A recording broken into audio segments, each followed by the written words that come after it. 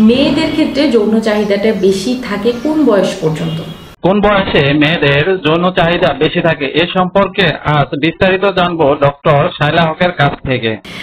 আজকে এই বিষয় সম্পর্কে আপনাদেরকে ছোট একটা ইনফরমেশন দিব, যেটা দেখা গেছে একটা গবেষণায় টেক্সাস ইউনিভার্সিটির একদল স্টুডেন্ট আপনার বিভিন্ন বয়সী মেয়েদেরকে নিয়ে একটা গবেষণায় চলে আসে। তারা 3টা ভাগে মেয়েদেরকে ভাগ করে। একটা দেখা যায় যে আপনার যে বয়স থেকে মেয়েদের সাধারণত শারীরিক বৃদ্ধিটা শুরু হয়, সেইখান থেকে যেমন 16 বছর বয়স থেকে 23 বছর বয়স পর্যন্ত একদলকে ভাগ করা হয়।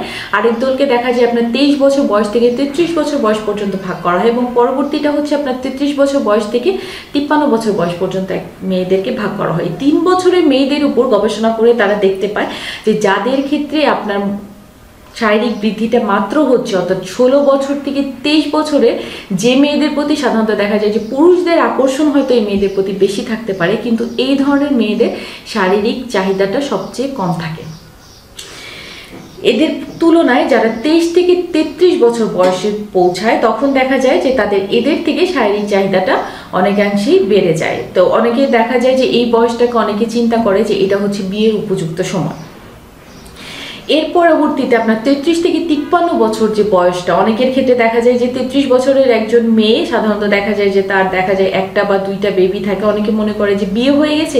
ছেলেদের ক্ষেত্রে এটা স্পেশালি হয় যে বিয়ে হয়ে যাওয়ার পর অনেক পুরুষদের ক্ষেত্রে অনেকাংশে আপনার যৌন চাহিদাটা কমে আসতে পারে, কিন্তু ওই গবেষণায় দেখা গেছে যে 33 বছরের পরে যে নারীরা থাকে তাদের যৌন চাহিদাটা সবচেয়ে বেশি পরিমাণে থাকে।